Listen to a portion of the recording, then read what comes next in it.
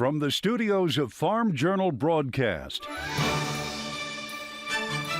this is U.S. Farm Report. Welcome to U.S. Farm Report this weekend. I'm Tyne Morgan, and here's what's in store over the next 60 minutes. More ag economists say agriculture is in a recession. I would be in the camp that would say crop agriculture is in a recession. And those same economists say a trade war could push agriculture even deeper into a recession. The stakes are high, but who wins in a trade war?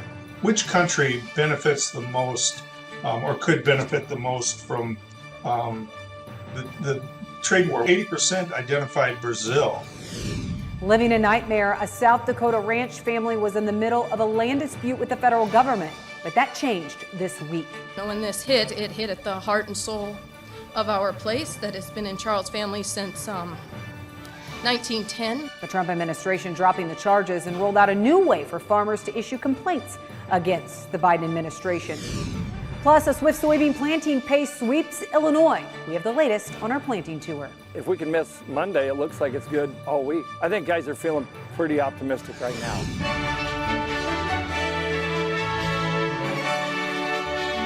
Now for the news, the EPA announcing this week it will once again issue an emergency fuel waiver to allow the sale of E15 in time for the summer driving season. Officials saying in a news release the direction is consistent with President Trump's executive order declaring a national emergency on energy. EPA Administrator Lee Zeldin saying, quote, President Trump is committed to lowering energy prices by unleashing American energy production, and it starts with U.S. farmers, end quote. This is the same emergency authority that the Biden EPA invoked in 2022, 2023, and 2024.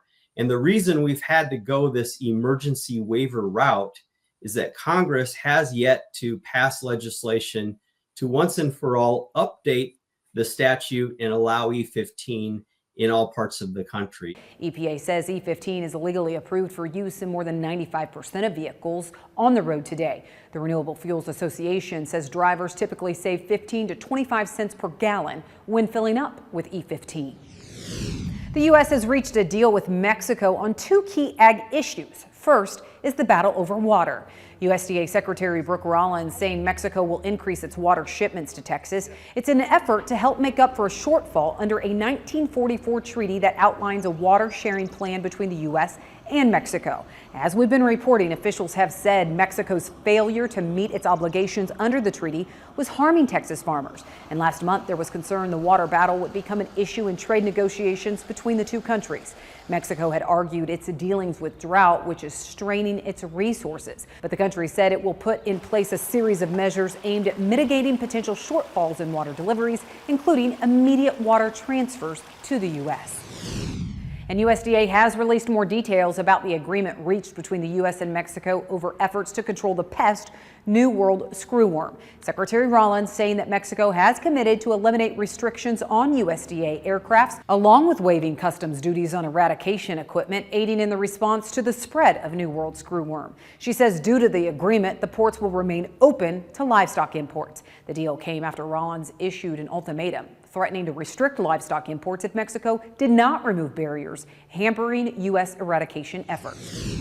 Well, USDA confirming on Thursday that China did buy soybeans this week, but before that, China had canceled an order of 12,000 metric tons of U.S. pork.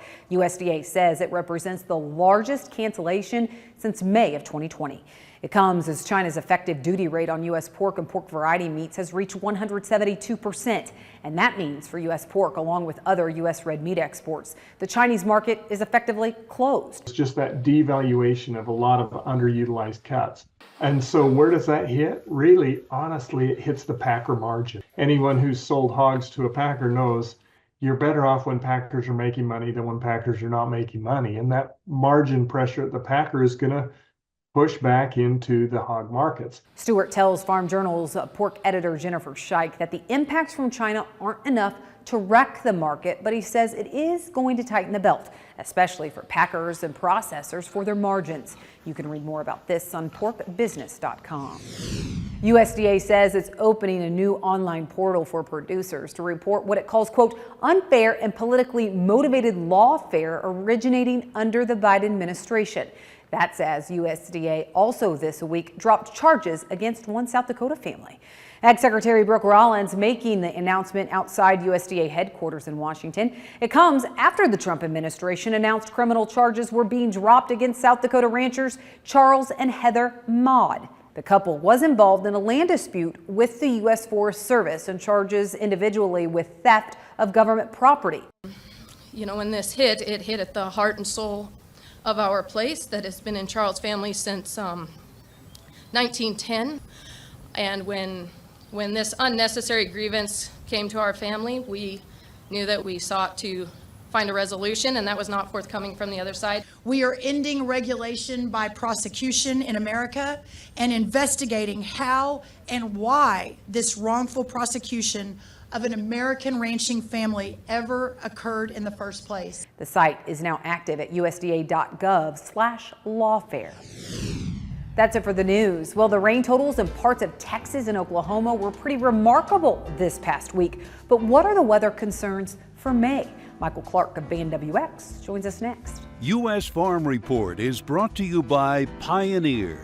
Next level yields start with genetics proven to perform. Pioneer. Next level yields start here.